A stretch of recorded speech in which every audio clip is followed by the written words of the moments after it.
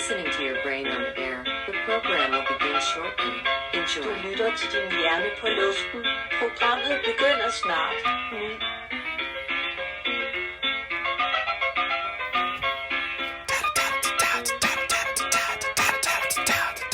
Good afternoon, everyone. Welcome to Your Brain on Air. I'm your host, Ollie Vogt Larson. Trump now believes that the Vatican is as little as 2 weeks away from having a nuclear bomb. We have to go in, guys. Boots on the ground. We are going to be raiding those churches like Vikings. By the way, Minnesota is a weird place. You got Viking descendants, the descendants of Vikings, people from Norway, Sweden, Denmark, all those regions, in churches. They're not pillaging these churches, stealing the shiny objects, the jewelry, fighting these little bald men in robes that couldn't or wouldn't fight back. Now it's some Swede in a church eating a Catholic cookie. The church will conquer anything, ladies and gents, even the Norwegian or Swedish spirit. Another accuser is arising from the heap of women in Eric Swalwell's past, and a video has been released depicting Mr. Eric aggressively macking on this lady's face. Look, listen. It looks like they're at some dugout casino. As some people say it looks fancier. I say it looks like the Shooting Star Casino and they got a room at the Stardust. A real heroin needle in the couch type of hotel. Say it ain't so, I will not go. Turn the lights off, carry me home. Well, what she didn't realize is that he'd be carrying her home tied up. Eric Swalwell, ladies and gentlemen, born 1980. Folks, he belongs to a generation who claim to be snuffing out sexism, sexual harassment. These kids that grew up with Bill and Hill, What's My Age Again, Jesse's Girl and Stacy's Mom. This new wave, Jen, the flat top havers, the Jones Road beauty users, the MTV watchers, the cassette tape listeners, the bike riders and neighborhood trompers, the latchkey kids, the early millennials. Time's up. Me Too. They were all products from this generation, much like though the Light Green album or Woodstock 99. They just cannot really hold up to the predecessors. Listen. Their boomer parents tackled civil rights, not always because they wanted to, but because their governments wanted to, because of the Jewish atheist influence, whatever some of them will tell you. So Gen X and millennials grew up with this mother and father, uncle, aunt influence example of protesters, draft card burners. They grew up with a generation that they wore the hats of the wars that they fought in and talked about how those wars were actively bad for the country, or it was a very complicated generation of people. And a lot of the boomer generation are finally passing on. It's very unfortunate to see a lot of them go, but they grew up with this natural example of a light spirit for newness, rebellion. And then the trouble is they grew up in a society that kind of fixed a lot of what was wrong. It's illegal to deny you, things like jobs or loans, homes based on your race, sex, or sexual alignment. The pay gap, by the way, is not real anymore. When you factor in jobs that men versus women do, it makes perfect sense. And as you see women going into school, claiming higher jobs, going into certain manual industries, we're finding out that it never actually existed. Women in the past were just not as inclined to certain jobs. They weren't, as keen as on becoming a certain tradesman or something like that. Because who wants to be up at 5 a.m. Practicing something when, Frasier is on at 8 p.m., NBC's Thursday night lineup. I need to be up for that. There's a new episode on. It's 1996, folks. The pay gap isn't real. And systemic racism, for the most part, has been abolished and ridden, and in some cases is being reversed. Listen, for some reason, this generation cannot see the truth when it comes to things that need to be stomped out still. Islam's treatment of women. The Christians' issue around young lads and lasses, and yes, indeed, sexual assaulters like, allegedly, little Eric Swalwell. For some reason, this gen gets a little shaky on really matching behavior with actions. Eric Swalwell, ladies and gentlemen, who, during a testimony, I believe it was with Ben Shapiro, by the way, which is just why would you want to, what information does he have to offer? He was at some testimony with Congress, and he brought up prior statements about Ben Shapiro saying men may want to sleep with a ton of women. That doesn't mean that they should. People may feel naturally inclined to something. It doesn't mean that they should do something. And Eric said it must be very hard for you to control that. It was kind of a weird, side comment to make, but, it doesn't reflect very well on him now. This video of him on a bed with his shirt, he's got the top few buttons unbuttoned. He looks all classy and sexy. I think he's got both of his socks on. This one lady is like sitting on the bed next to him, and he's getting all nice and tight and close to her. The viral video appearing to show Eric Swalwell kissing a woman in a hotel bed is not AI, it's real. Newsweek obtained a forensic analysis report concluding the footage is authentic and shows no signs of AI generation or manipulation. Oh, by the way, it looks nasty. Like, I'm sorry. I'm not a fan of what kissing looks like, sounds like. I hate when people do it in movies. I hate when people do it in real life. I'm actually in favor of Dubai's law of no kissing in public, no kiss. Save that shit for home, all right? Listen, to an extent, I think cussing, not kissing, cussing, not cussing, kissing, fuck. Cussing, as a matter of fact, is better than kissing in public, in my personal opinion. Kissing is lewd. It's a disgusting behavior that should be saved for home. Two short Go ahead. clips analyzed in the report show an adult male kissing an unidentified woman inside what appears to be a hotel room, and the pair lying down together on the bed. The analysis of the metadata reveals that the videos were shot on an Apple device in Las Vegas at around 5 a.m. on July 31, 2021. Using standard facial recognition software, the man in the footage was compared with several images of Swalwell taken around the same period. The report said that, quote, the appearance of the adult male in the videos matches Representative Eric Swalwell. The forensic report was prepared in January, months before reports of Swalwell's alleged sexual misconduct emerged. It was commissioned by an unidentified individual or organization, the name of which has been redacted from the report shared with Newsweek. Swalwell declined to comment on the allegations when reached by Newsweek via phone this week.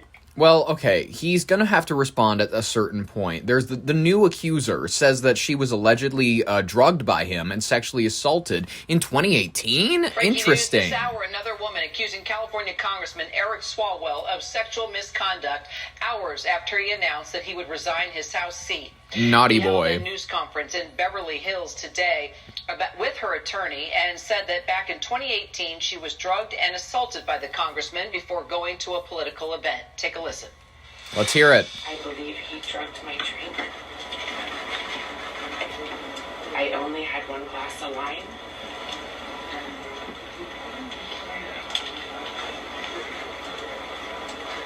Speak up. We were supposed to go to a political event, and he said he needed to get paperwork from his hotel room. Any gooster, I don't know. I arrived at his hotel room. I was already incapacitated, and I couldn't move my arms or my body. Oh my god. Yeah, marks on your body. Speak up. And he choked me. He raped me and he choked me. ABC News has not been able to independently verify any of the claims against Swalwell, but earlier this week he did deny what he calls serious false allegations made against him.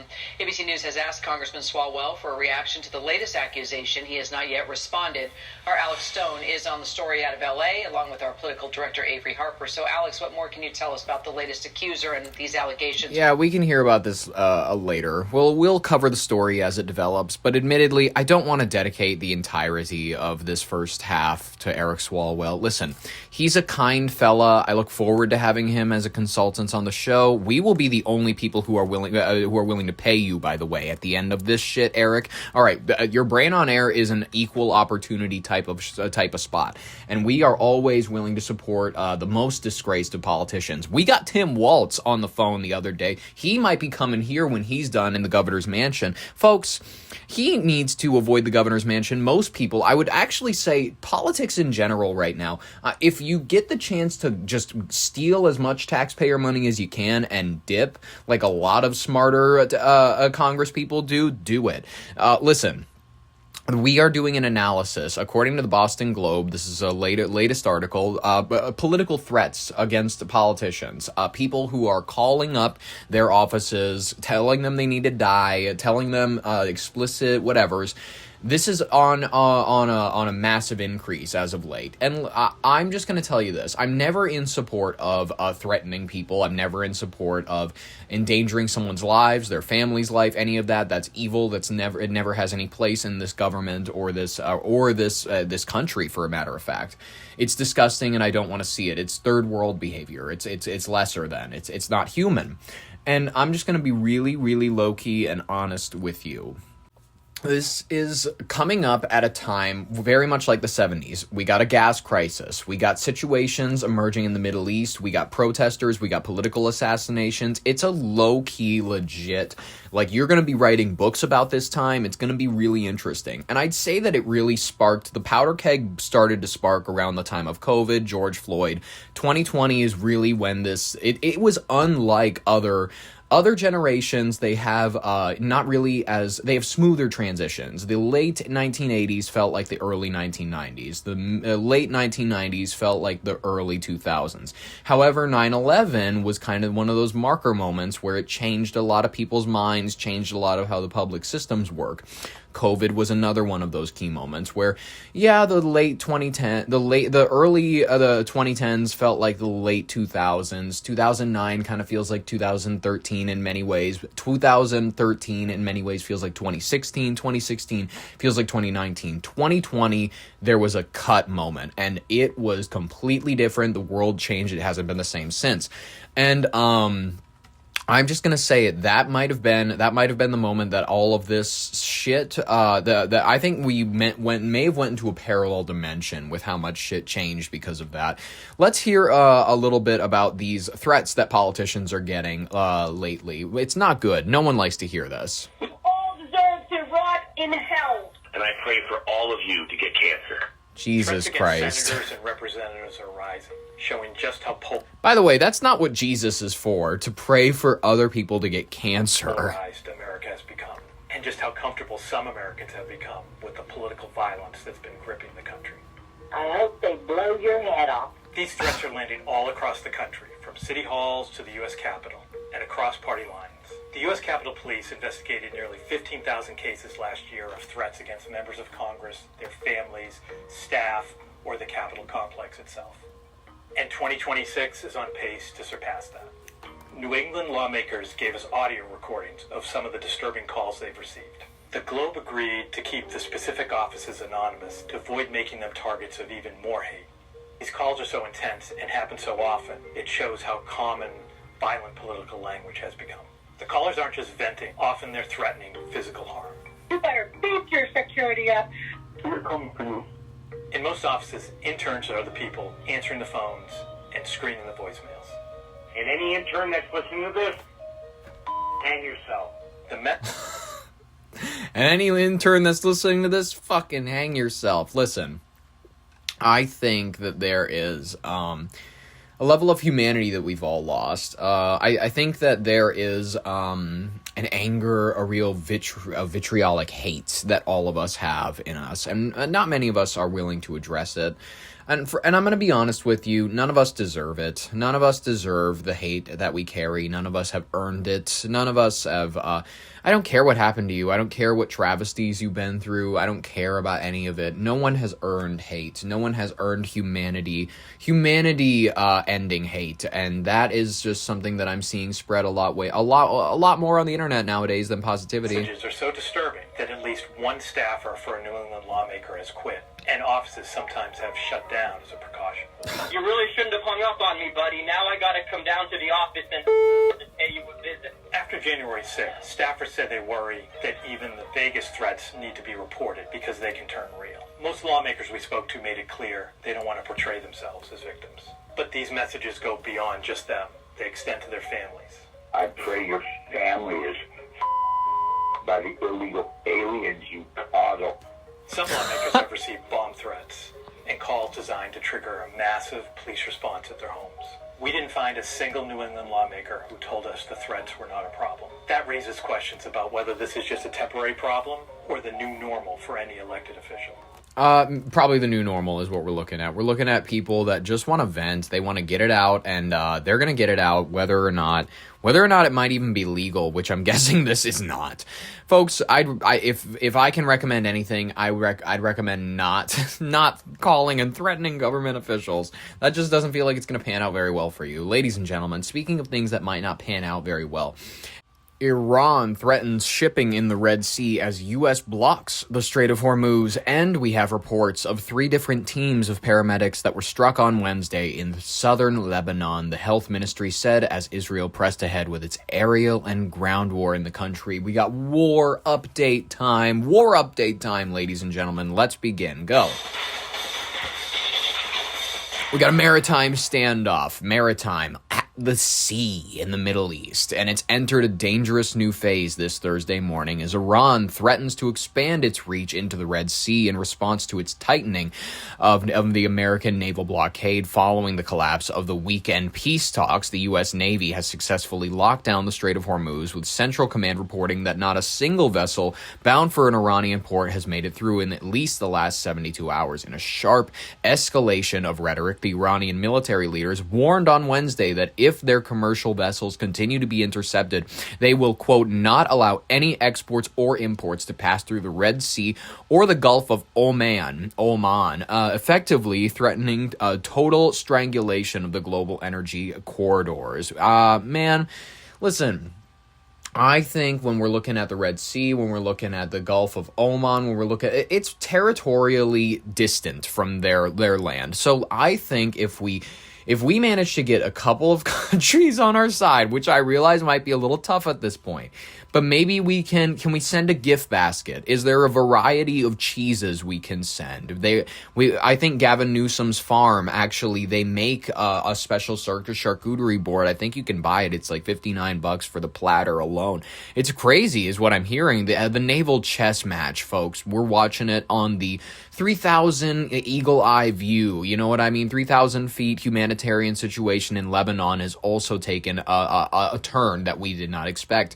Well, honestly, we did expect it if you've been watching. They want more territory. They're expanding into the north.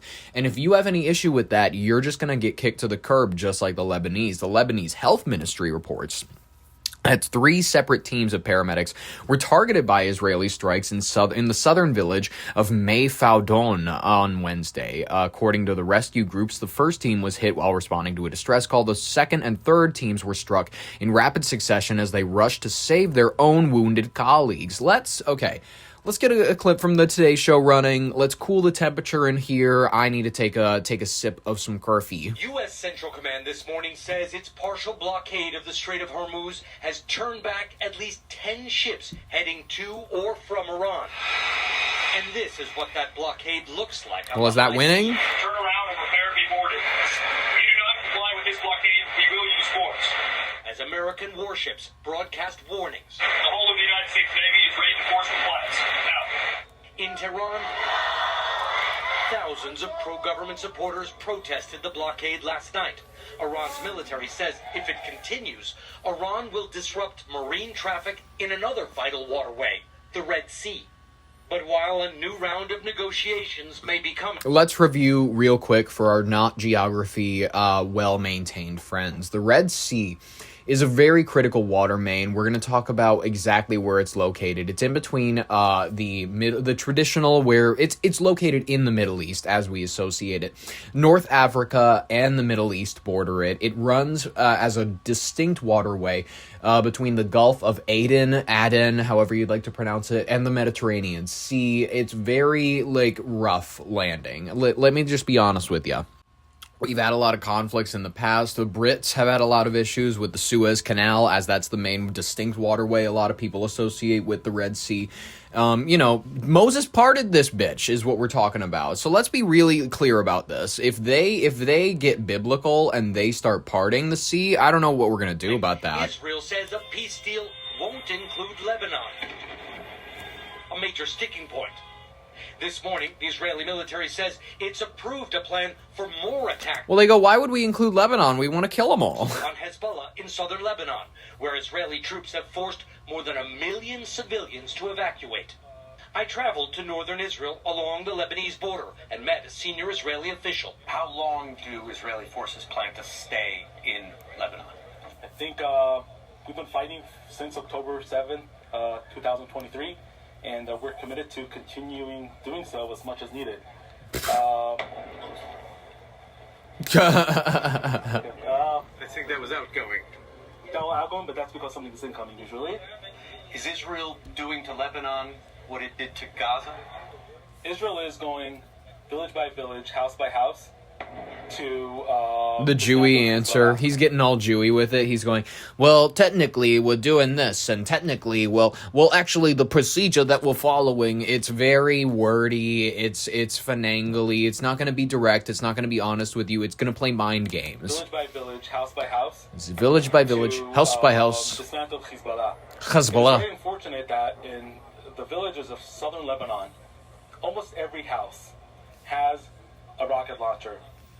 So what are we supposed to do? We have to move in. We have to move in. Substantiate that claim, and today Israel. We can't just get rid of the rocket launchers and let the Lebanese move back in. We got to take it over. Prime Minister Netanyahu is due to have a rare phone call with Lebanon's president, according to President Trump.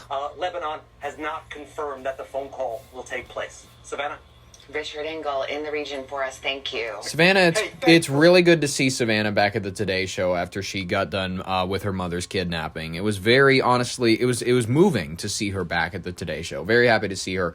Let's look at this footage we have of the 3 paramedics teams that were hit in southern Lebanon. The ministry condemned the attacks as a blatant violation of international law. Like I said, stop quoting international law. If you're not willing to go in there and arrest Bibi Netanyahu when you're saying that he's wanted by the Accords, you need to just shut up about international law. If you're not willing to make a move to actually go in and arrest the bitches who violate it, then shut up. Okay, let's watch this footage of this crew warning people. It's a little disturbing. People like in an ambulance, or it looks more like a van, if I'm going to be honest with you. You know, screaming. Just a warning.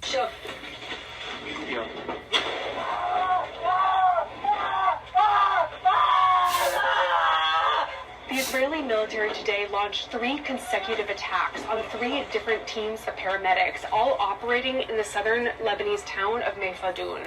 And what we heard from the Lebanese health ministry was that first there was a paramedic team that, as is normal, responded to an emergency call. They were going to the site of an Israeli airstrike where there were wounded people they needed to rescue. And as they were arriving to Meyfadoun, they were hit by an Israeli drone strike and killing 2 paramedics at that site and wounding others. I'm not laughing at the fact that people are dying. I'm laughing at the cruelty of the Israelis. They're like, we're going to allow the paramedic crews to come in to save people from rubble, and then we're going to hit those bitches again. The paramedics sent yet another team in order to rescue that first team, and as they were arriving to the town, another Israeli strike hit that team and wounded 3 of those paramedics. This is out of Looney Tunes. It's like we're not only gonna hit that building, crush them, you gotta go save people. We're gonna hit the medical team that responds to that. Then we're going to hit your next medical team that responds to that. I mean, so then this is Wile E. Coyote. Defense decided to send yet a 3rd team in order to rescue the first and the second teams. They were also hit when arriving to the town. Another 2 paramedics were killed in that 3rd strike, and more were wounded. You guys, I'm not saying the Jewish people are evil. I'm not saying whatever. I'm saying the cabinet, the war cabinet, the wartime cabinet that's running Israel, including Benjamin Netanyahu, however you want to pronounce his name. They are old school Disney villains. People who, by the way, crystal balls are real. They use more specifically drugs in order to influence their conscious mind states. They stare into glass in order to focus their psychic energies, all that type of shit. This is just factually known. It's true. They stare into glass and they focus, and they are like Maleficent. They are like Merlin. They are like ancient wizards and witches that we talk about. And they sit around. They figure out what is the most cruel methods of war that we can use, but also make it the most, technically we are trying to avoid civilian casualties, and whenever we have a situation, we always do our best to address it, and the beeper operation was one of the most coordinated, and then they bring up some other thing to distract you. It's always fun. Yes, exactly.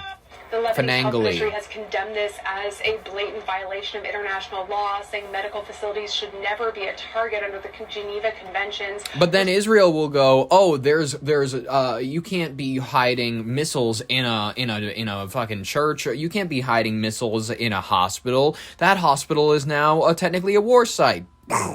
Still waiting for comment from the Israeli military on exactly what it was targeting in these strikes. And we know from the past that Israel has accused the Hezbollah militant group that it is fighting a war with in the south of using medical facilities and ambulances as cover for its militant activities. But it has not provided evidence of this. And so far in this war, Israeli strikes have killed more than 91 health workers so far, according to the Lebanese health ministry. Ever since the conflict began in March, according to them, 91 medical workers have now been killed. Despite the mounting casualties, the naval blockade, the fragile threat of diplomacy remains, believe it or not. They still might have a chance of wanting to work something out with us because admittedly, we will always be able to outlast them. You know what I mean? The Iranians, they can do their best to hide in tunnels. They can do whatever.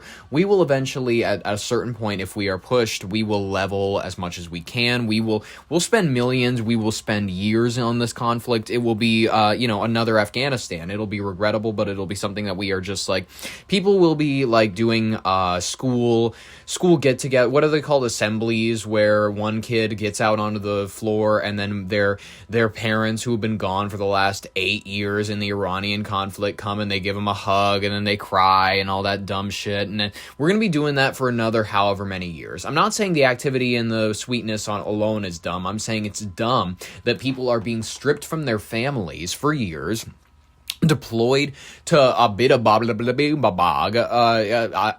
in Favringistan, and they are being forced to fight in a war that nobody agrees with. No one understands exactly the details of why we're there. It's very shady. What is Israel? Don't even ask. People, are the troops really branding each other in the camps? Don't even talk about it. What is war crimes? What are black site torture sites? What are the things that we're seeing in Abu Ghraib? What are the people that are masked, that are getting electrocuted, all this shit, waterboarding? Why is the CIA doing all of this shit? And everybody will just go, whatever, no one talk about it. The Pakistanis delegation arrived in Tehran this morning carrying a new message from the White House. They did not kick the messenger into a pit, Spartan style.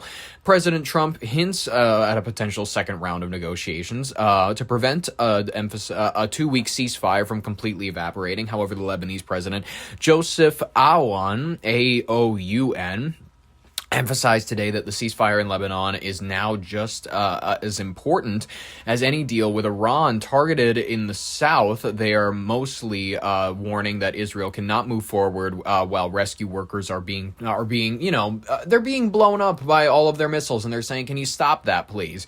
Oil prices are fluctuating wildly. The Red Sea is now in the crosshairs of many militaries. The next 48 hours are going to determine if the region is going to move toward a broad truce or a full-scale, multi-front maritime war. We will be here to update you as to which it is.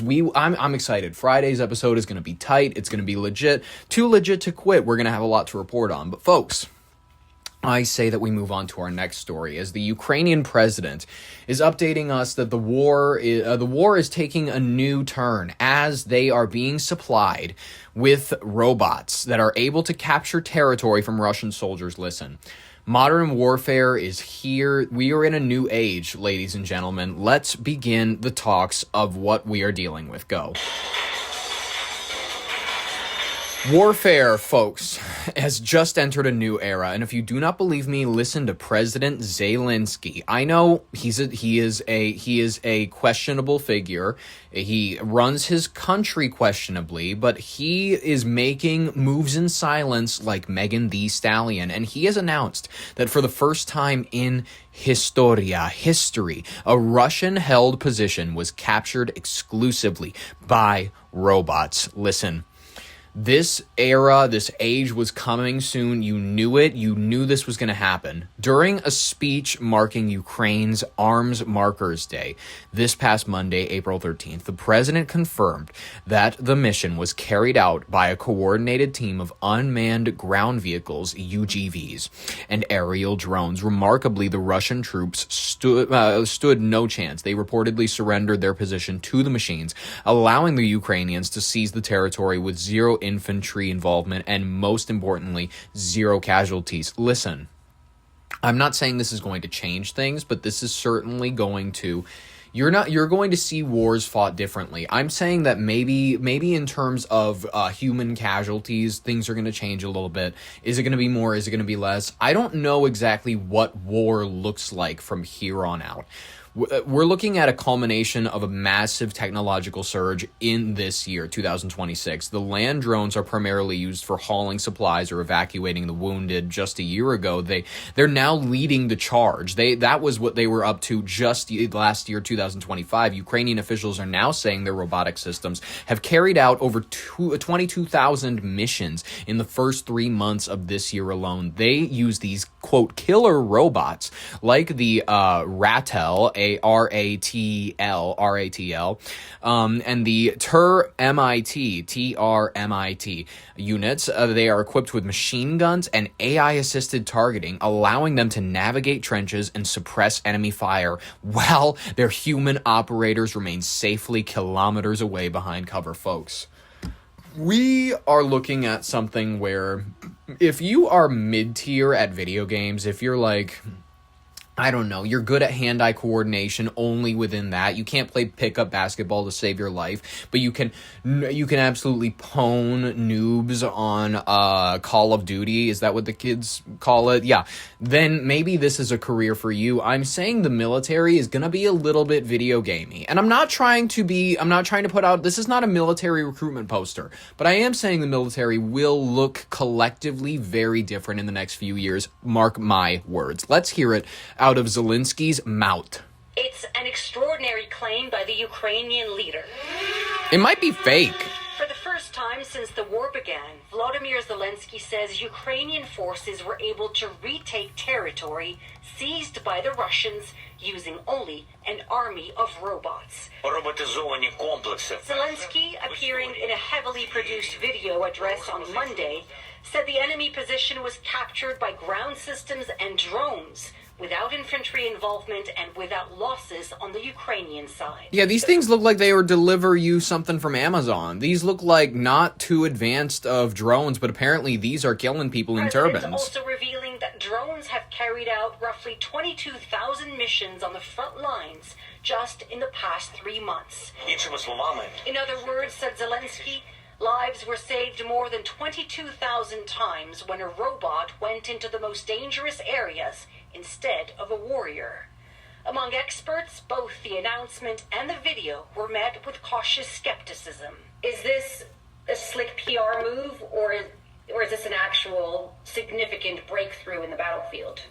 It's both a slick PR move and a breakthrough in the battlefield. There have been some real advances in Ukraine that I think are very notable, but there is an awful lot of public relations and, frankly, marketing involved in this latest video.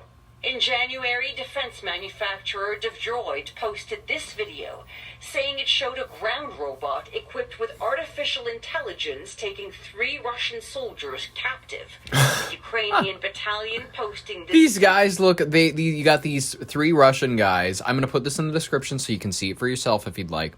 3 Russian men in big coats. They got the hats on. They're throwing their jackets off. They are going hands up and laying on the ground.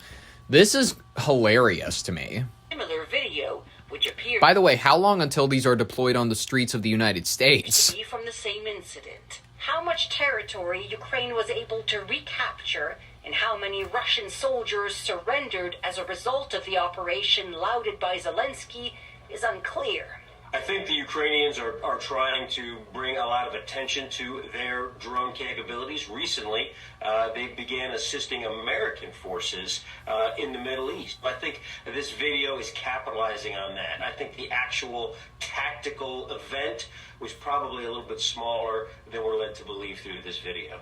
Zelensky is in Europe this week, meeting with allies and looking to make more arms deals. In response, Russia's defense ministry saying today that European plans to increase drone supplies to Ukraine are dragging those countries into a war with Russia at an ever faster pace. All right, Danielle joins Top Story tonight. Danielle, Ukraine is preparing for even more high-tech warfare beyond these robots? Yeah, the UK announcing today it is going to be sending 120,000 drones to Kyiv by the end of the year. The Ukrainians will be receiving their biggest ever shipment of drones by the UK, and that it will include long-range strike drones, logistics, intelligence, and reconnaissance drones. Danielle Hamamjian for us tonight. Danielle. Thank you, Danielle. We appreciate it. Folks, apparently the military achievement alone is very historic. The psychological impact, though, maybe even greater. Military analysts are saying that the forcing of a surrender without a single boot on the ground represents a Terminator-style shift in how territory is going to be held, as manpower shortages are continuing to plague both the sides of the 5-year conflict. Kyiv is leaning into the robot's first doctrine. Some advisors are suggesting that up to 80% of the infantry roles could eventually be replaced by machines. I mean, okay, I thought that it was going to be bad in the normal job field, like the civilian job field. I'm not trying to say that the military isn't normal. It shouldn't be normal, but whatever. That's just a statement on my opinion, where I wish we could live in a world where the military didn't have to be normal, but we do, and it's unfortunate that it has to be.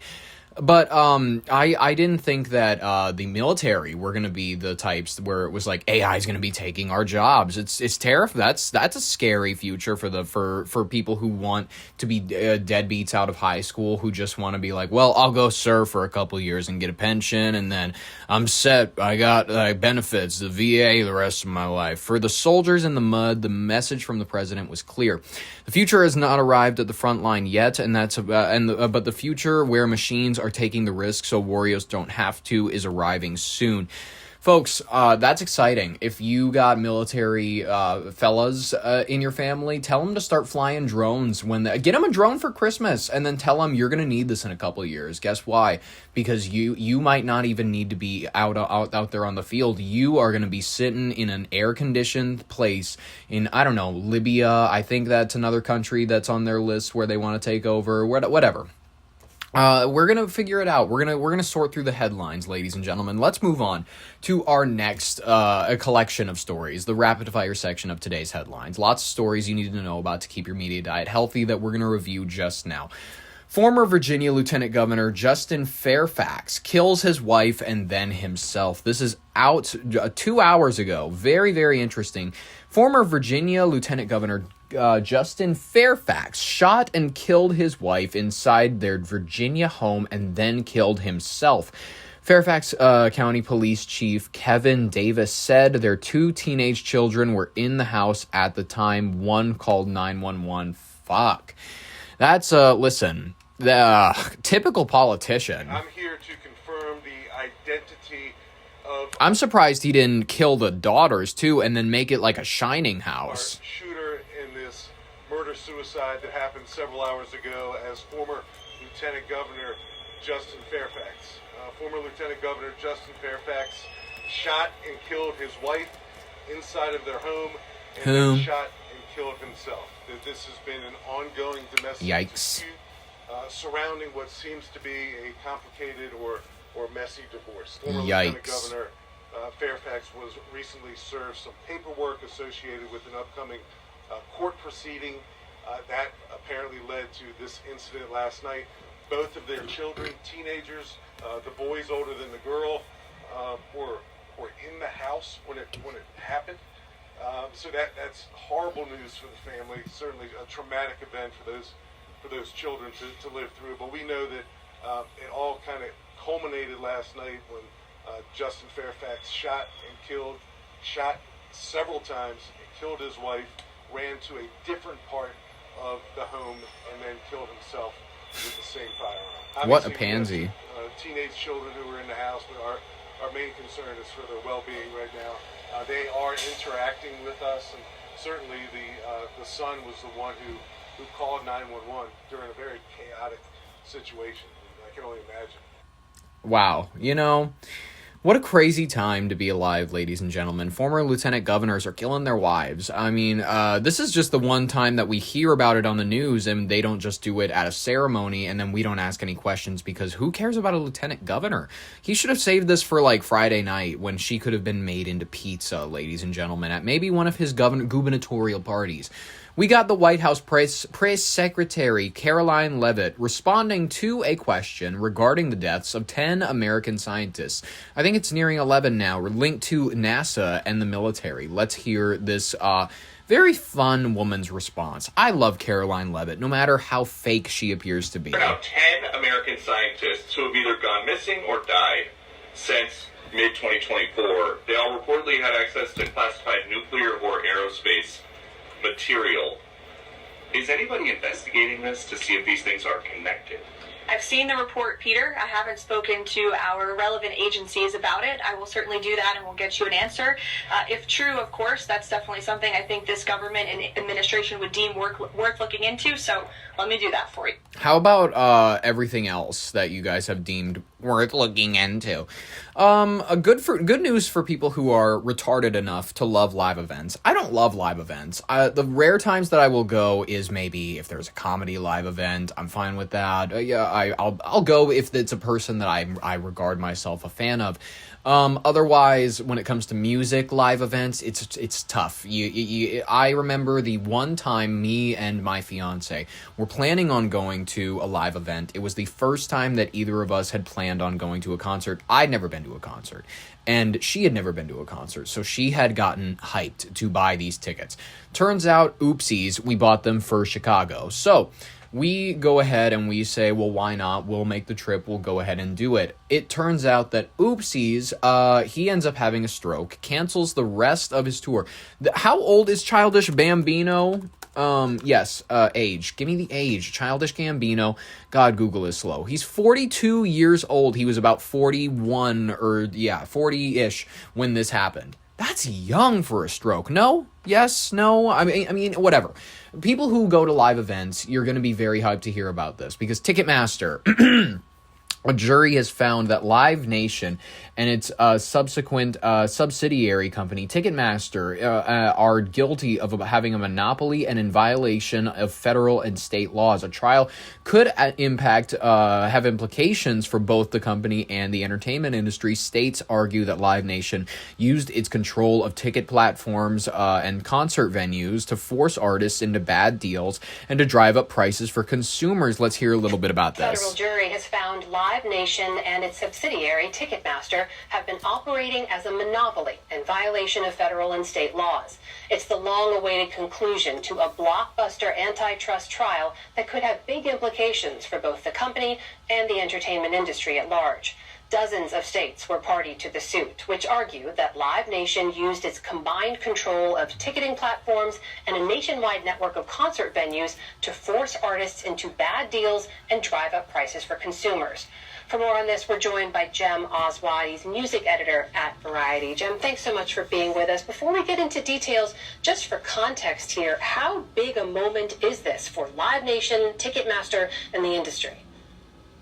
It is a big moment, but nobody knows yet what exactly it is going to mean. It is very much a rebuke to the Department of Justice's decision early last month to settle with Live Nation, and this guy needs to clear his throat. It's really tough to listen to him. Have them modify some of their. And he's not RFK, and RFK has a condition, and that's exactly why I think that maybe I've offered this solution before, but RFK should get just one of those robot talkers. He should just go ahead and just subject himself to it in the terms of like he should do that for all of us. If he ever plans on being president, he should just have one of those voice box things that Troy in the Evil universe gets when he eats the gnome that burns his vocal cords. You have to put a box with a strap like a collar thing on your throat.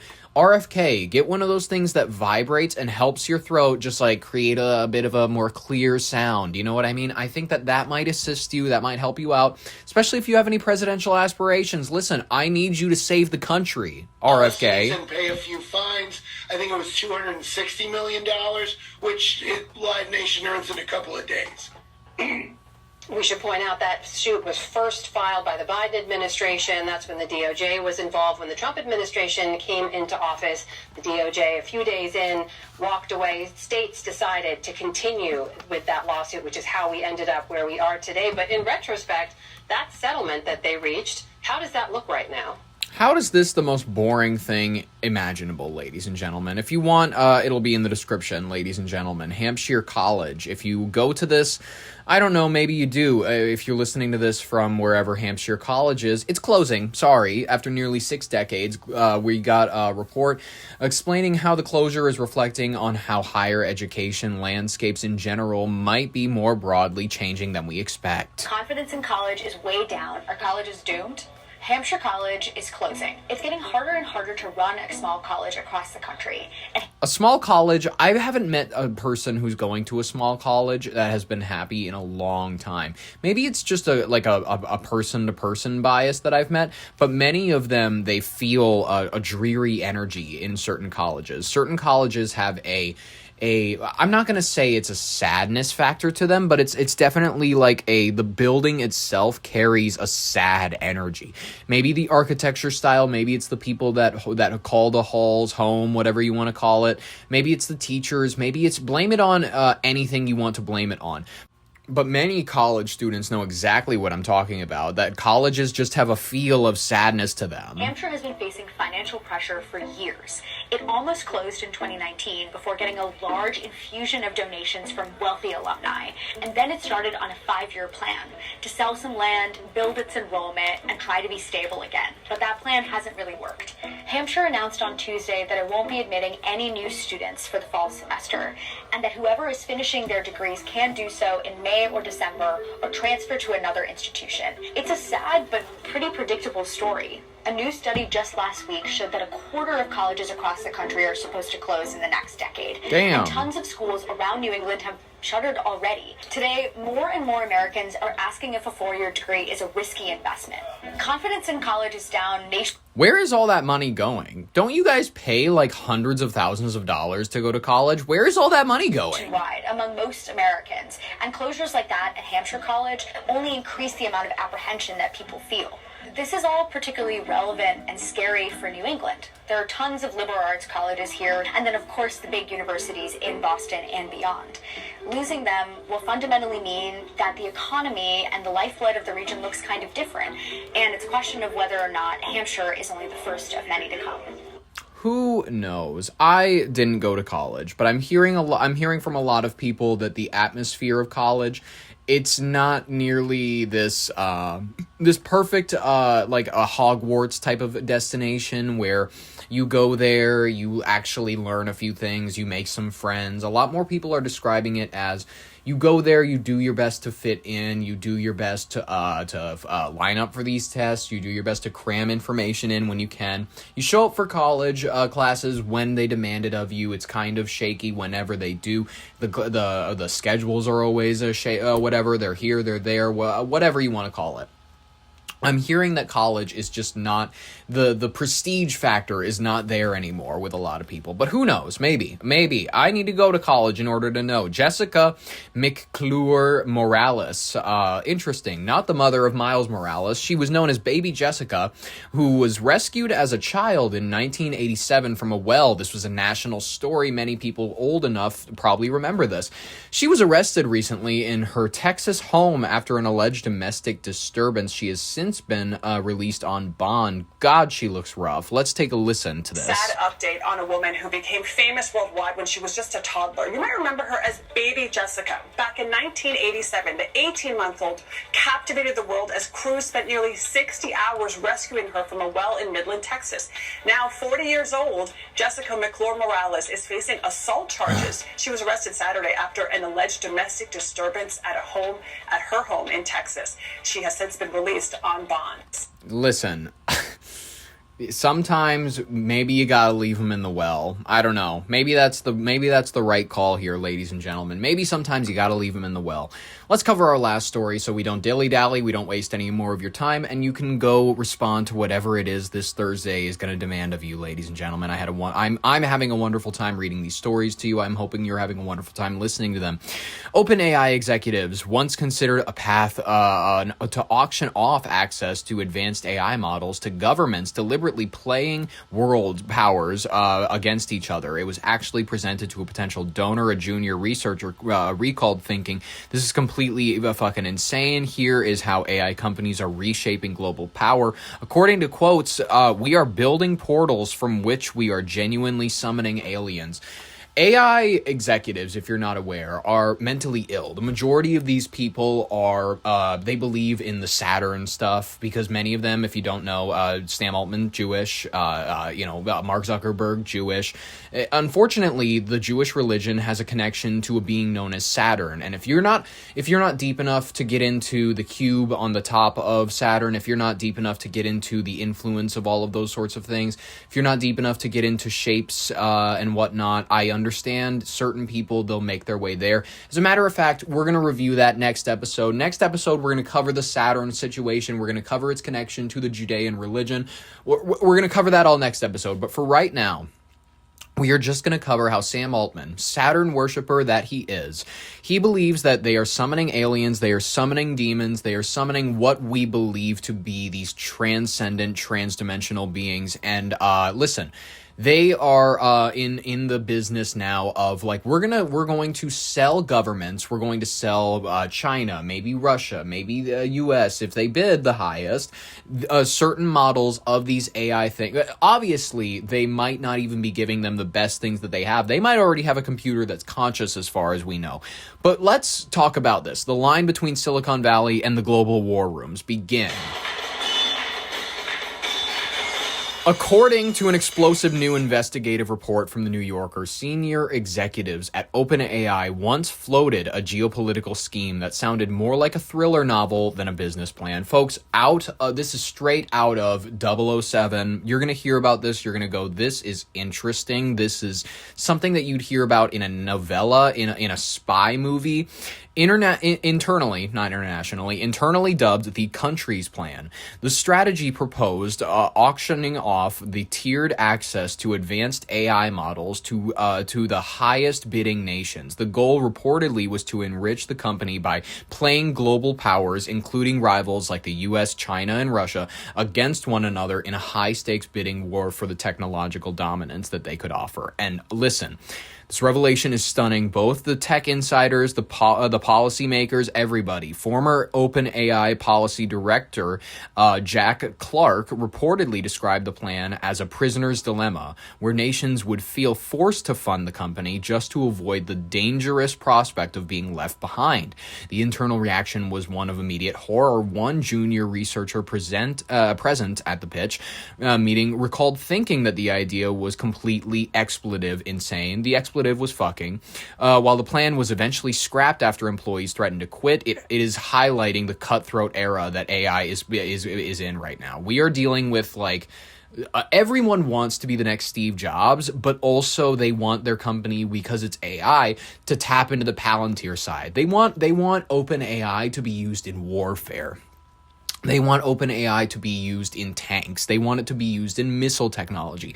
They want it to eventually be something where you are only interested in their product not because you want to AI generate images of yourself on a horse because you're too scared to ride horses or whatever, and you still want a picture of yourself on a horse because you always wanted to prove to people that you would get over your fear of horses or whatever, and eventually you're able to do it because Sam Altman. That has nothing to do with it. Listen, it has everything to do with the fact that you need Sam Altman's technology to precision point kill dictators of small nations whose oil you are deeply interested in. Folks, this is a plan that is like, we are looking at something akin to nuclear weapons, is what these people are talking about. The plan was to, the plan was that we're going to say, this is the new era. Don't get left behind with boring old nuclear devices. We're going to use this device that can basically, it can make you a mediocre recipe for spaghetti that gets mixed in a little bit with a tuna recipe because AI tends to jargon, push things together, whatever. Let's listen to this clip from the Ronan Farrow, my favorite fruity sounding gentleman. Let's go. We're building portals from which we're genuinely summoning aliens, and Sam has added one in the Middle East. During the Biden administration, Sam Altman, the founder of OpenAI, explored getting a security clearance to join classified AI policy discussions. But staffers at a government contractor helping with the vetting had concerns about his foreign entanglements. One emailed that Altman had been raising, quote, hundreds of billions of dollars from foreign governments, and that, quote, the UAE recently gifted him a car. I assume it was a very nice car. The only person I can think of who ever went through the process with this magnitude of foreign financial ties is Jared Kushner, and the adjudicators recommended that he not be granted a clearance. Altman withdrew from the process. This is one of many new details in my investigation into Altman and OpenAI, which you can read in the New Yorker. Link in bio. A senior Biden administration official told us Altman and his Middle Eastern alliances, quote, raised a lot of red flags for some of us, and that, quote, a lot of people in the administration did not trust him 100%. To build AI at the scale Altman wanted, he needed money that few entities on Earth possess, and the company considered extraordinary plans to achieve that. According to internal documents, the highest levels of the company once considered auctioning off access to advanced AI models to governments, deliberately playing world powers like China, Russia, and the US against each other. This was actually presented to an investor. One junior researcher remembered thinking, quote, this is completely fucking insane. OpenAI says this was just one of many ideas batted around, and it was dropped after some employees threatened to quit. Altman connected with Mohammed bin Salman, the Crown Prince of Saudi Arabia. After that monarch's alleged role in the killing of journalist Jamal Khashoggi came under scrutiny in 2018, Altman publicly distanced himself. But we spoke to a policy consultant who remembered that behind the scenes, Altman's question wasn't whether it was wrong to fundraise from bin Salman, but, quote, can I get away with it? He was also aggressively courting the United Arab Emirates, which made national security officials nervous. The UAE has reportedly leaked American technology to Beijing. It's also a repressive, authoritarian state. Some officials worried it could commandeer an American-owned data center and build disproportionately powerful AI. Now, the relationships that gave Biden administration officials pause are a boon under Trump. On Trump's second day in office, Altman and Trump announced Stargate, a $500 billion plan, partially Emirati-funded, to build a vast network of AI infrastructure across the U.S., which has since expanded to include a huge data center campus in the UAE. This kind of AI capacity is shaping the balance of power between nations and all of our security.